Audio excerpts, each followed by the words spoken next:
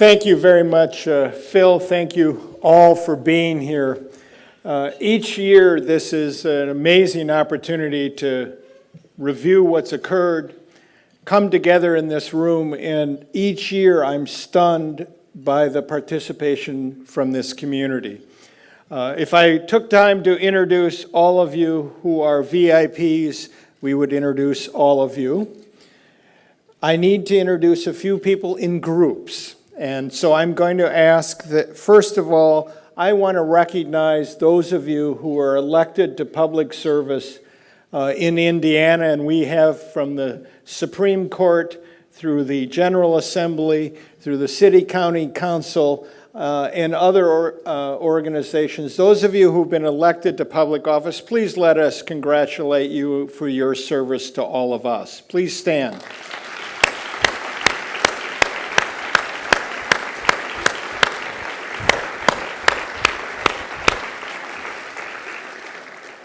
In addition, even though they've been mentioned, I want to make sure I recognize those who are serving as trustees of Indiana University and Purdue University. Near the back, I believe, Tom Riley, who is an Indiana, there he is, university trustee, is here with us today. Obviously, Dr. Eskew is here with us today. John Harden, would you stand, John, from Purdue, who has served us and the Board of Trustees. I also need to introduce Mary Ellen Bishop, who Dr. Eskew referred to here at front, a member of our Board of Advisors as well. And Mike Berghoff, I don't believe is here. He was supposed to be at the front table. Okay, from Purdue, who also serves on our Board of Advisors. I also want to take a minute to introduce a new member of our higher education community who's with us here today. I agreed last year to be on the search committee for Ivy Tech's chancellor for the Central Indiana district. This is, of course, Indianapolis and the campus in Lawrence and other campuses. And it was a great time, and I say that because it was such a terrific group of people on that search committee. We had fun at the airport in a room I didn't know existed, meeting candidates. That's the tradition in higher ed, airport interviews. And the outcome was tremendous. And I want to introduce to you Kay Walter, who was joined in November, Ivy Tech, as the new chancellor. As most of you know, Ivy Tech is an exceedingly close partner to those of us here at IUPUI, and so we're thrilled to have her join us from Valencia Community College in Florida. It is the community college district known to have the highest graduation rate of any community college in America, and Kay set that as the goal for herself here. And in addition, she'd served a long time in Kansas City at community college district there, and she's comes to this work with a PhD in chemistry from Rice University. Charlotte Westerhouse was supposed to be here today, and I'm looking and I don't see her. I wanted to recognize her. Some of you know her from the NCAA. She is serving as interim president at Martin University. She's a good colleague of ours. I wanted to recognize all of those who give service to our community in so many different ways, in large part to reinforce the point that Dr. Eskew made at the beginning, which is this is a report to a community, but we are part of a community that believes in engaging and partnering with each other. Whether it's us partnering with Ivy Tech in order to help our students succeed, whether it's the Greater Indianapolis Chamber of Commerce partnering not only with the business community but the nonprofit community in trying to enhance this community's success. And I can go around the room with a characteristic of it. But those of you who know IUPUI know that we see ourselves as partners with our community. And that's where the tradition of this speech has come from. That's the responsibility that's on us as a campus, is to help Central Indiana, to help the world beyond become more successful. Now, as most of you know, I love this report. This is a chance where I get to review what's happened in a year and try and distill it down into an impossibly manageable length. It doesn't work, but I try. And I'm going to go a little faster from here on to try and suggest to you what's been accomplished. And the framework for this year is the Impact Campaign. As most of you know, our slogan is IUPUI, where impact is made every day. It has the virtue of truth. That is a good slogan when you tell the truth. We do impact our community and our students and our faculty and our staff every single day. But it is this time, we're using it about the development campaign with a goal that you heard Dr. Eskew refer to. Because we know we need to continue our partnership with you in order to be successful. So I'm going to go through this quickly. You heard we launched this publicly in October. October 9th, in this very room, we kicked this off. The campaign, we set a goal, as you also heard, of $1.25 billion.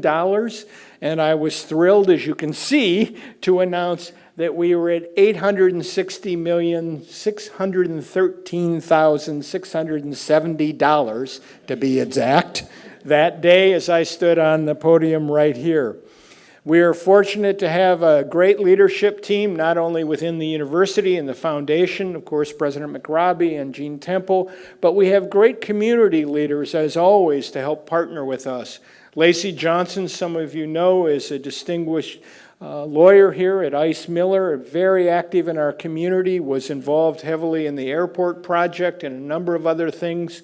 In addition to that, Pat Miller, Pat and her partner Barbara Baker founded Vera Bradley. They are Vera Bradley, and they were the great donors who established the Vera Bradley Center for Breast Cancer here on our campus in the last campaign, and have made a very significant commitment to this campaign. Bill Moreau is very close to our friend John Harden and our Purdue colleague, served 12 years as a trustee at Purdue University, but has been on our Board of Advisors since the early 1990s. Is a major lawyer in our community. He manages the office for Barnes & Thornburg in Washington, D.C., and Bill has agreed to be helpful in this campaign as a chair. Randy Tobias, one of the famous names in our community for Eli Lilly and Company, chair, president, CEO, stepped down from that and was appointed by the President of the United States as the ambassador for AIDS and played an important role worldwide in that. And was for us a major donor in our last campaign. We have a Tobias Center for Leadership. One of the great moments in my early administrative career was when Randy pulled out of his pocket, not the check we thought we were going to get, which we thought was a really big check for $1 million, but it was one for $5, and handed it to us at an event several years ago. And my wife tells me to this day, it was so fun to see Jerry Bepko and Kurt Civic and myself with our mouths open. It was transformational in establishing a Center for Leadership here on our campus that Phil Cochran, who's here with us, has taken leadership after Jerry Bepko. Randy has also agreed to help us. And in the discussion with the foundation board just last Thursday, Randy said something that I was so pleased to hear him say, but it actually always sends chills up my spine. Randy looked at the foundation board members and said, try and imagine what Indianapolis would be if there wasn't IUPUI. And the way I say that to people oftentimes is the answer is there wouldn't be much here, and I know I wouldn't be here. It's a more important question for us, but what has made a difference is we are here, we have partnered, and we can make an enormous difference going forward. You see our history on our campaign. We had a campaign completed in 2004. It was enormously successful. It transformed, frankly, people's image of us, and it transformed the work we do. The current campaign is, as you saw, got a very ambitious goal, and I'm pleased to announce publicly today we have achieved, at the end of January, $919 million, $169,956 so far.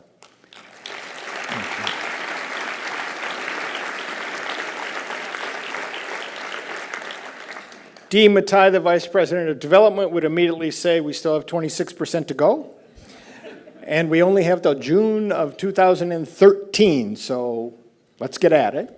And that is the spirit of this campaign, because we believe it's our job to make sure we have the resources to accomplish what we need. And what are those areas of focus? We have 4 themes in this campaign, and we start first with ensuring extraordinary student success. That is the first piece of this. We need to also excel as a Center for Health and Life Science. This campus, with its health schools, with the schools of science, has an enormous responsibility. We are Indiana's Health and Life Science campus. There's nobody else who can do this. And we better do it really, really well. And so it's an important responsibility that we have, and that's why it's such a focus of the campaign. That's why we're so thankful for the work that Dean Brader and his colleagues in medicine, and our colleague John Williams in dentistry, and our colleague Austin Ago in health and rehabilitation science, and Marion Broom in nursing, and I can go through the schools that they place on this effort. We also have to thrive as an urban campus. We are of the state's urban research campus, and we have a key responsibility to be attentive to the needs of the community we are a part of. This is the population center. This is the economic center, and if we don't do well, Indiana doesn't. We have to work hard at this. Doesn't devalue anyone anywhere else. We just have to do our job, and it's key to what we do. Finally, we champion civic engagement. As you heard Dr. Eskew said, this is part of the tradition of this campus. This is one of our greatest national recognitions from this campus, and it is another of our responsibilities, and it's one that we embrace and we take on. In my remarks today, out of these 4 themes, I'm going to spend by far the most about student success. That's not the way I usually do this. I try and be a little more equal, but I'm going to focus on that because I want you to hear the story of what has happened in the last year and the opportunities for the next couple years that we see before us. And it's not as if we don't have challenges, because we are always honest at IUPUI. If you want to see our data on performance, we put it on the web. We've been doing a performance report for 10 years. We give ourselves red, green, and yellow lights, and I want you to know this isn't a fluff piece full of green lights. We have some red lights. One of them is our graduation rate. It is up 50% since I came, and it's still red. It's unacceptable where we are. We have to keep driving it more. And you're going to see that's why I focus so much on student success in my remarks. I want to take a moment. I know there are some students who studied organizational communication, a topic dear to my heart, and Professor Beth Gehring is here with them, and I'm going to ask those students to stand here. You're here somewhere. I don't know where you are. Stand up. I want also every student in the room to stand up, and I want all of us to encourage them to complete their degree and be successful and stay here. Stand up. Every student in the room.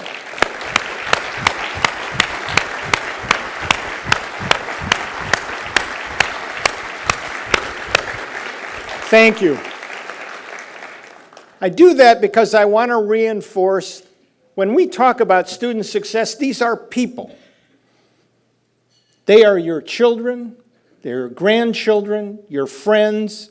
My Vice Chancellor for External Affairs, Amy Conrad Warder, stood up. She's in a doctoral program in the Center on Philanthropy. I have no idea how she does this. She has daughters, she has a family, she has a job that's a demanding boss. That's what we need to assure is success of those students. We need to do this. We do this in a variety of ways. One I'm going to talk about is we have a series of routes to this success. One of them is we call enrollment shaping. We try to make sure the students who come here have a chance to succeed. We do a lot of research on who students are who succeed. We try and get them to come and give them the support that they need to succeed. And I'm going to talk about a lot of the things we're doing and more that we can do as I do that.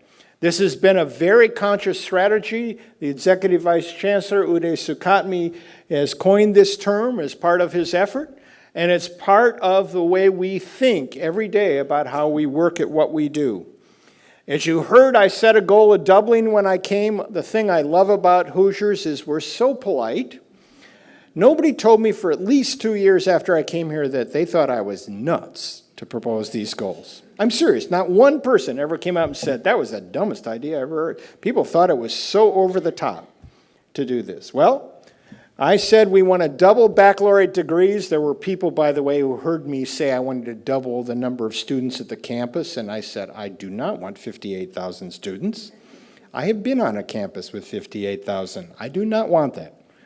I want our students who are here to succeed at double the rate. And we're up 42% since 2002. 800 more students finished last year than when I came. We're not done. We need to keep moving this number. It is a critical thing for our contribution, and as you heard about the Talent Alliance and you've heard about some of these things, we need to complete more baccalaureate degrees in Indiana. It is essential to our future that we do that. We've decided to do this and shape how we do it, in part by creating what we call 21st century degree programs. Now, what does that mean? That means we think interdisciplinary, we think how they will tie to the economic, cultural, and social development of Indiana. We think that what will draw students in so that they love what they're doing and they will succeed in part because of that love. So, for example, the ones in black on that screen are all in the health and life sciences. You'll notice there are a lot of those. We are committed to being at the edge of the health and life sciences, to be a national leader in that. And we've added programs to reflect that in these last years. In addition to that, the ones in blue tie in some way typically to the community. And so in the upper right-hand corner, we have a bachelor's degree in motorsports engineering. Now, does that surprise you? I was surprised we didn't have it. And we're getting incredibly talented students. I think we have 15 states already represented in the programs, 2 years old, and 2 foreign countries of students coming. One of my favorite students that we talk about, I met the first year she was here. She's a perfect grade point average from a small town high school. She's a drum major. She applied to one place because it had motorsports engineering. And she had trouble thinking of what she didn't like during the first year. Her mother prompted her with parking. And I worry about that, but that didn't. And I said, what did you like the most? And she said they let her get her hands on a car, and she meant on a car, taken apart, in the first semester. And she could have gone anywhere in the state or wherever she wanted to. She had a perfect grade point. We are trying to get those students and bring them in and help them be successful and keep moving our programs. We have to also work to make sure they're excellent programs. I mean, really excellent. So Kerry Likens is up here because he's a graduate twice of our campus. He got an MBA in the part-time MBA program here in Indianapolis long before it was called the Kelly program. I won't tell, well, it says how long ago it was, so it's in there. But first year, the Kelly part-time program could be ranked in U.S. News. It was in the top 10. We knew it was a great program. It's nice that U.S. News figured it out.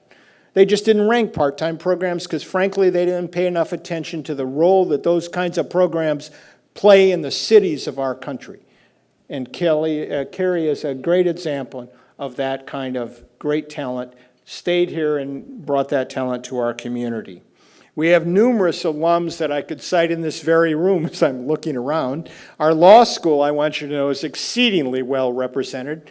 And frankly, it's one of the reasons I'm so proud of us having an evening law degree program, because many of you in this room got your law degree because you could by going at night.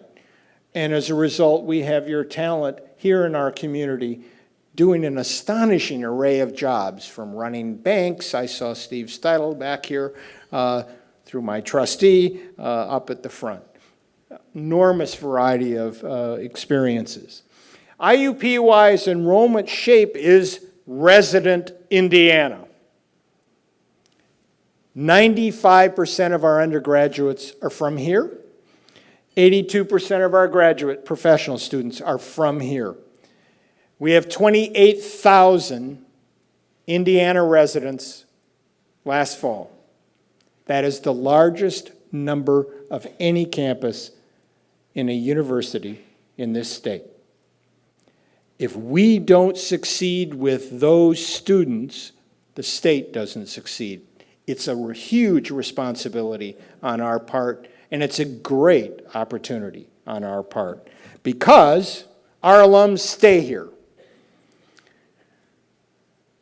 The dark is the percentage that stay here, and the point I always make about this slide is this is a living alums, all living alums. So if one of your friends was your physician and retired to Boca Raton, and they were your physician for 40 years working right here, they're no longer a resident because they live in Boca. Or if they picked sunny Aberdeen, South Dakota, where I'm from, they're no longer a resident. So it probably underestimates the impact of our graduates on this state. Once again, we have a huge responsibility to help them be successful. Next key element, key root in what we do to have student success is we have to have scholarship support. Our students work too much. Our students have more children than I did. 27% of our undergraduates have children at home. All right? They also have family responsibilities, sometimes for parents. They are enormously complicated lives compared to some of us who were lucky enough to study and go to school when we were in college. They need financial support, and we do that in a variety of ways. We were really pleased our colleagues at Fifth Third Bank and their foundation supported us this year with a gift to support emergency loans. It turns out in an urban campus, one of the things you need is somebody who can just get their car fixed or pay for food because something happened. And this is a great opportunity, and you'll see a photo up there, and our colleague from Fifth Third is over there. Thank you for being here with us today. We also establish a number of scholarship programs with our money and gift money as well. The BEPCO Scholars Program, those of you who've been here before have heard about. This is one of the great ideas. It's not mine. It's a great idea. Support for 4 years undergraduate and partial support for graduate professional program if you come to IUPUI schools. These students are, as Sandra and I refer, coming home after meeting them, scary smart, fun, talented. Will Hartzell Baird is a great example of this. He was in one of the early classes of our BEPCO scholars. He finished his degree in computer science. He's a classic techie, went on to law school. He's in the last year of law school. He wants to be a patent attorney, and of course he's got computer science and he's got law. This is a good career choice. I encourage patent law. It's a good specialty. We've had over 100 of these students. We have over 47 who've graduated already. They're in graduate and professional programs, not only here, but all over the country. These are students who turn down offers from the best, most competitive institutions in the world. And I always say that, how do I know that? It's when the woman's father told me she turned down the University of Chicago. I knew I could say what I just said. Caltech, Chicago, and MIT are probably the most selective institutions in the entire world. She turned them down to come here. She's in graduate program, I think, at Carnegie Mellon now. So we don't keep them all, but we at least have them for 4 years, and most of them have stayed, frankly. We've done very well. You see Uday Sukatmi here. For those of you who don't recognize this photo, he's so photogenic over here. Uday's here because one of our great ideas in a scholarship program came out of an effort Uday has had to talk about we need to recognize students who are engaged in research and international study and service learning and experiential learning, and we need to give them support. And so we created an idea of a $20,000 gift, which will produce, for an endowment, which will produce about $1,000 a year. And then the campus is going to match with an additional $500, so you got $1,500 for students who engage in those kinds of experiences. So not only was Uday instrumental in this whole process, the Rise to the Challenge initiative I'll talk about in a minute, but in the scholarship, but he endowed the first such scholarship in his mother's memory, who passed last year for international study, because Uday, while he grew up in India part of the time, also grew up in Italy. One of his secrets is he speaks fluent Italian, which is useful in certain restaurants. He's a physicist, so it's probably useful as a physicist. He got him a good study gig, I bet, sometime. I want to talk briefly about the Rise to the IUPUI Challenge because it is one of the roots. It's not just the scholarship support, it's what we're doing. And that is, we're encouraging our students to be engaged in research. This is an example of a student working in a Down syndrome lab, or being involved in international study. Here's a student at Oxford University. Or being involved, I went too fast. Previous. In service learning, I wanted to show this because the House of Representatives here in Indiana just did a concurrent resolution thanking our students in the Museum Studies program for having cataloged all the public art that belonged to the House. And they just did this week, and I wanted to make sure I recognized them that. We have all sorts of service learning. And finally, experiential learning is involved. So the RISE acronym stands for Students Engaged in Undergraduate Research, or International Study, or Service Learning, or Experiential Learning. And we now recognize this on their transcript, and we ask our students to do 2 such experiences as an undergraduate. So we're going to be able to demonstrate to employers that our students are different because they've had this engaged experience in their education. Now, why you are asking yourself, for those of you attending to the slides, are these people who don't quite look like students on this one? And the answer is these are 4 of our faculty who are recognized as translational scholars, translating their research into practice. And they were on a panel where they were talking about that work, and what was distinctive in many ways was that each one of them has engaged students in their work, each and every one of them. So Roger Jarjurwa, who's on the left, is a faculty member in criminal justice studies, is well known for his program in mentoring with people who are released, but he also takes students into prison, our students, in an inside-out program where they have a joint class with prisoners. This is experiential learning. Similarly, if you go down the line, Joan Haas works with a program on adolescent resilience involving her students. Similarly, Dr. Westmoreland works with geriatrics involving students in that program. And Ali Jafari, who's here today, has been always involved students in his work, and involved a student named David Mills in the Project for Angel Learning. He had a student involved in Epsilon, and he's established a new cyber lab. Each of them getting students deeply involved in their activity as they translate their research into practice. This is a key part of what we do, and it's key because it's what's known as a high-impact practice. What that means is, how do you get students to succeed? Certain things are more likely to impact their success more. They're high impact. And all the RISE experiences increase the likelihood of student success.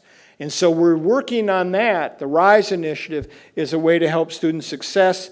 University College has a whole series of high-impact practices. They're recognized for this nationally, everything from theme learning communities to the Student African American Brotherhood, and then there's a sisterhood as well. We are involved in a series of those kinds of activities. One I want to mention that always gets overlooked in my experience, except by my designer friends in the room. It matters if there is a place to have these activities that's attractive. One of the things we now know is that having places that draw people together to interact make a difference in student success. Guess what? Beautiful places, well-designed, like the learning spaces on the left side up there, draw students and faculty together. We know they'll be more successful when they do that. And we want to thank Denny Sponsel and Bob Frist and a whole series of designers who have done Learning Spaces 1 and 2 and are about to start with Learning Space 3 project. Similarly, our Honors College is a high-impact practice. We know that you create and bring talented students together, you get them to work together, they essentially live together in the Honors College space, they interact with students and with the dean of the Honors College and the staff. They do better. This beautiful space we opened in the fall. If you haven't seen this, I want you to know you can take a really dull basement study space and make it fabulous. You need to go there. It's in the basement of the library, and you'll see it on the way down the stairs because you peek in it through the stairwell. And it's a great space. The students love it. And it fits them. It probably wouldn't have fit me as a student, but it fits them, and it is a high-impact part of it. Similarly, we opened, after several years of working on it, a Multicultural Success Center. And that facility in Taylor Hall brings together our student groups that are affinity groups. It also provides mentoring programs, leadership development programs, more high-impact practices, and brings them together in a space. And another group that is often overlooked on campuses is our veterans. IUPUI has the most veterans of any campus. We have over 1,000 veterans enrolled this spring on this campus, and about another 60 family members who are benefiting from the federal programs. We didn't have a place except a small office with Winnie working hard in, and we were able to remodel some space in the garden level, that's the euphemism for the basement here, almost directly below the escalators that we dedicated this fall. And it really is providing a space for a group that was underserved on our campus. Each of these, honors, multicultural success, and veterans, are great examples of high-impact opportunities to encourage student success. We also need to enhance campus life in a variety of ways, and these interconnect, obviously, with these other ones. I can't ever stop showing a photo of this building. It's only 3 years old. Most of us can't imagine how it got done here without it. We've gone from having cars being the primary place people hung out to having this campus center and now honors and multicultural success. This has made a huge difference to all of us. And I want to recommend, if you didn't take the escalator, take it down and check to your left on the way down. William Crutchfield's beautiful punctuation spire, and it is punctuation, just like, on your keyboard. Take a look at it. It is a spectacular gift. He gave it to Heron. It had been in a shopping mall in California, and they closed the mall, and it's a big sculpture. You're not going to put it in your ordinary house. And so we were fortunate to get it. Campus housing is a key part of campus life. We are at 119% of capacity. We are not doubling up. We're not officially doubling up. On the right side, you will see Park Place. For those of you who know Indianapolis well, this is across the White River. It is one of those two high-rises. We are renting entire floors. We put a resident assistant over there. We have shuttle buses over there. We don't have food service, but that's a challenge for us. But we have that available, and that's where we're getting the 19% over our capacity on campus. We have the demand for more housing. Why do I care about housing? Student success.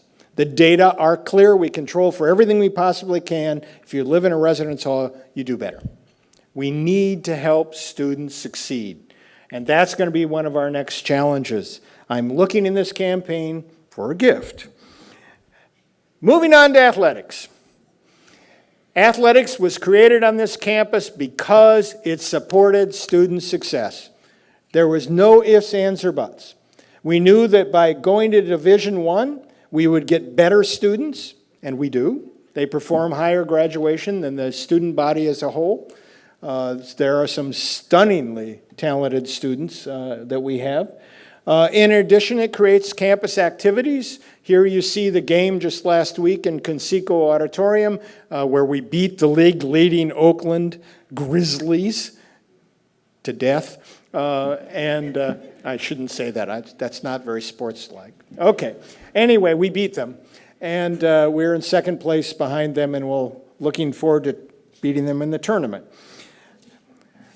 From student success, I want to talk about health and life science. I said I would emphasize the students the most, and I'll move through these more quickly. I mentioned to someone that there's a gorgeous photo of Walther Hall. This is it. I realized I had never viewed the building from this angle. Craig, I always come from the parking garage. I walk under the sky bridge there and go in the door, and I'd never had such a good look at it. I'm now going to walk over and take this look. This is the largest research building ever built by Indiana University. It's over 250,000 square feet.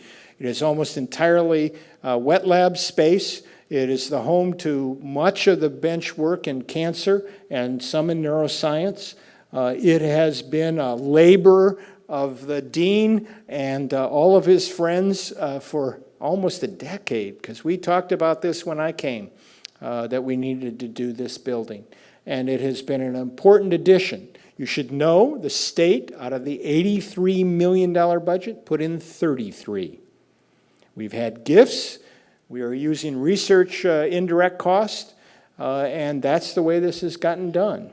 So that is the way we get these kinds of projects done. It's really important to have a variety of support.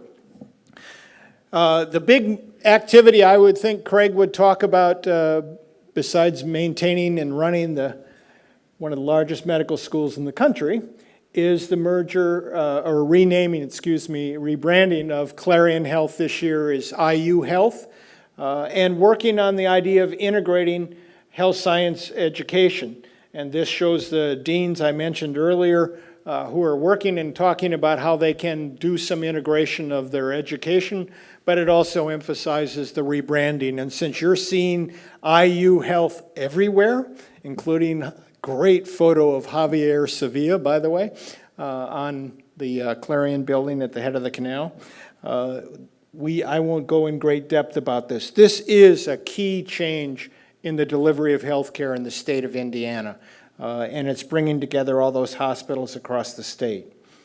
Another key development is the development of a School of Public Health. We do not have one now. This is probably supposed to be a small s, Marie, I apologize.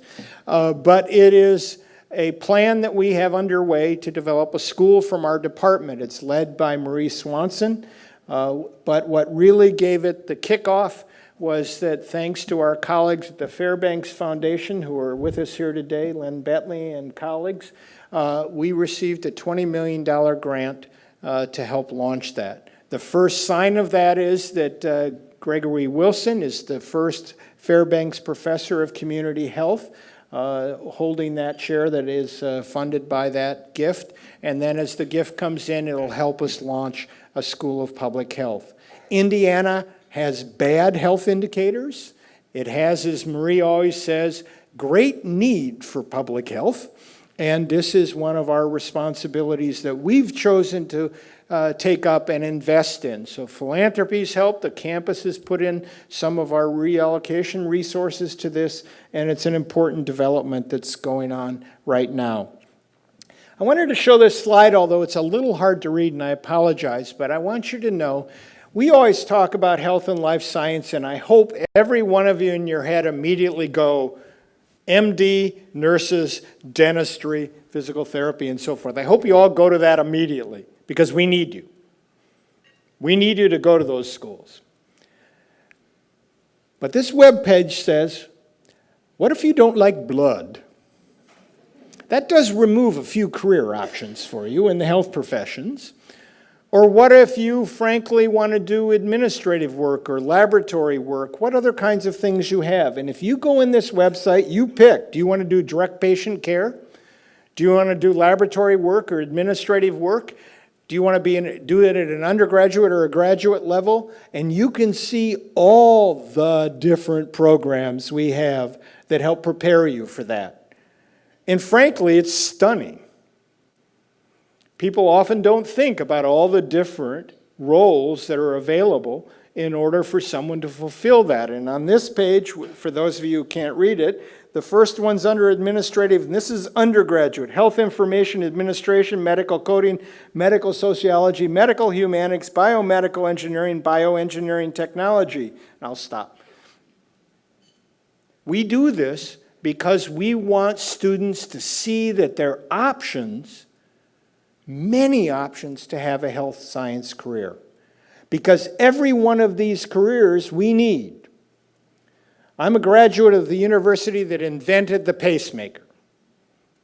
As brilliant as those cardiologists were, and they trained a bunch of those heart transplant people, they didn't know squat about materials.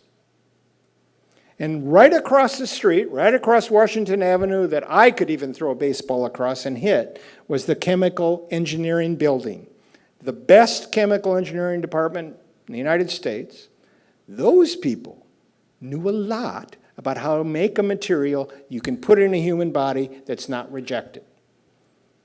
And so the invention of Medtronic's pacemaker depended not only among those surgeons and the physicians and the cardiologists, somebody had to figure out the materials, or this wasn't going to work.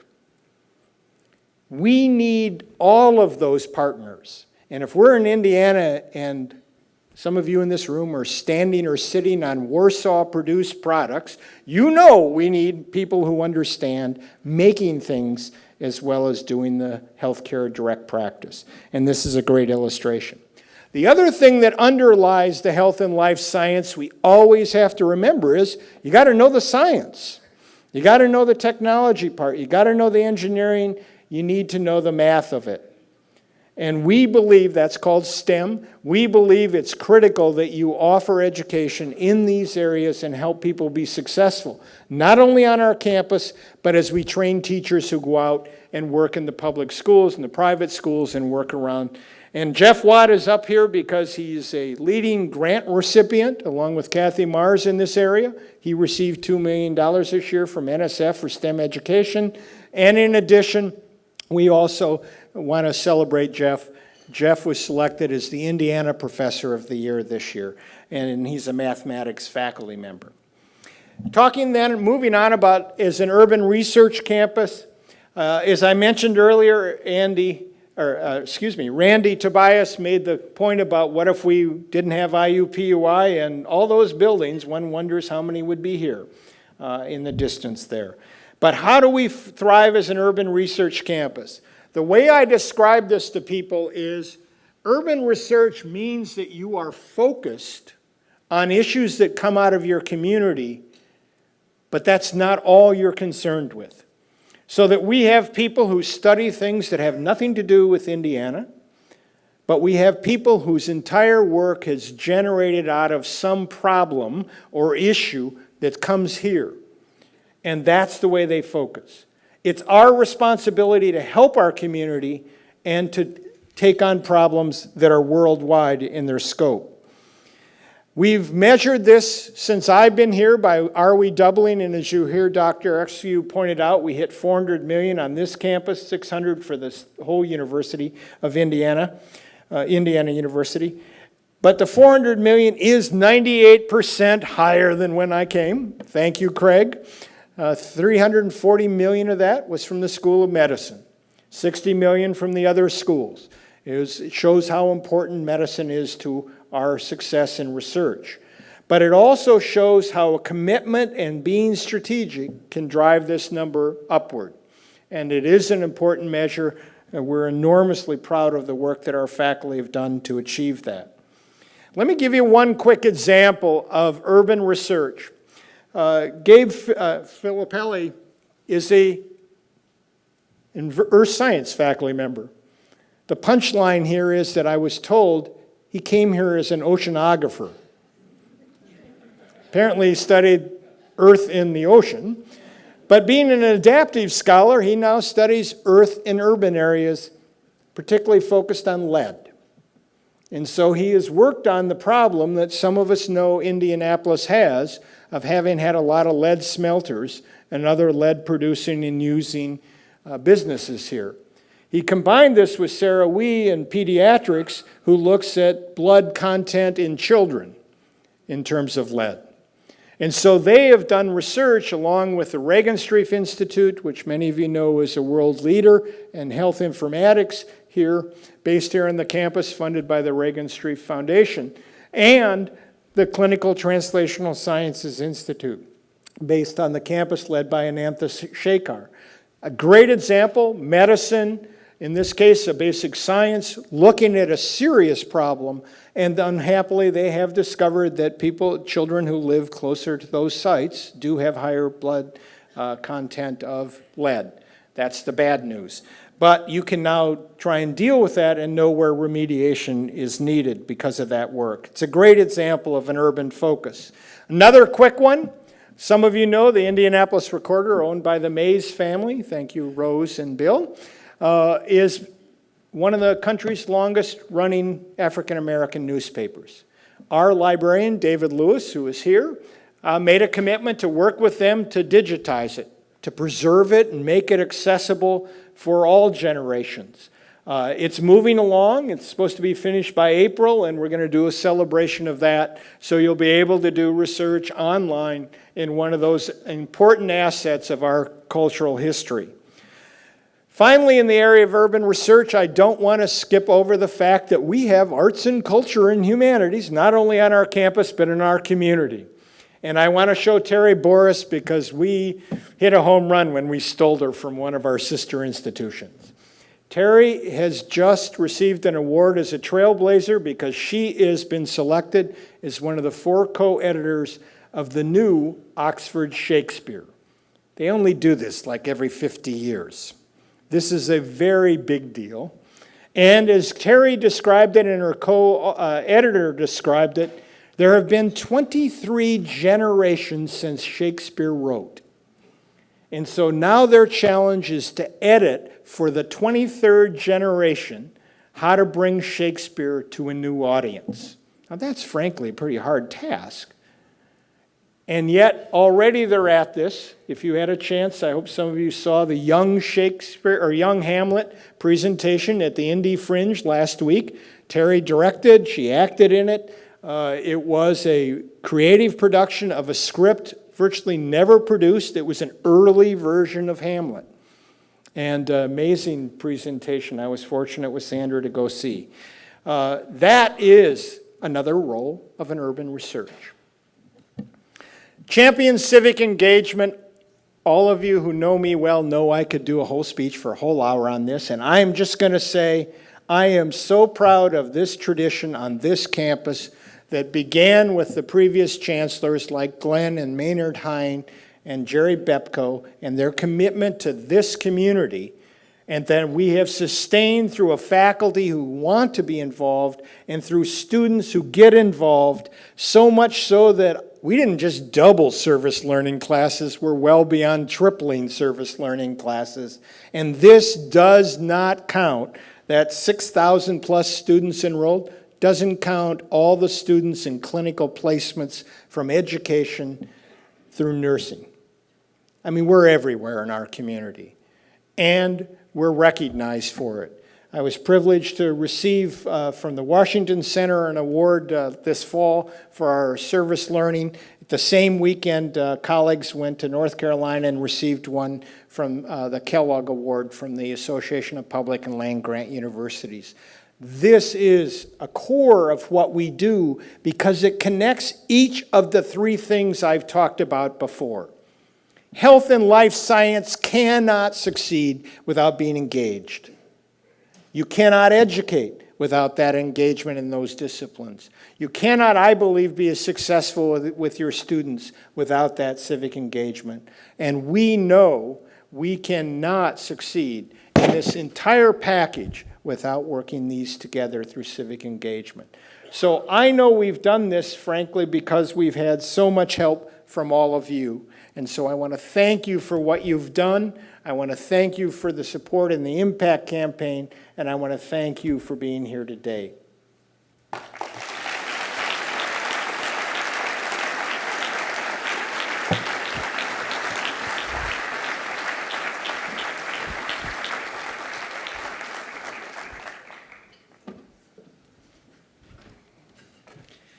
I'd like to thank you for joining us today to learn how IUPUI is advancing urban research and making a global impact. If you did not receive a parking validation slip for the parking garage, they are available at the coat check. As our guests, we have IUPUI performance reports and the IUPUI magazine for you. They are available on your way out. Be sure to get your copies. Thanks again for joining us and have a great afternoon.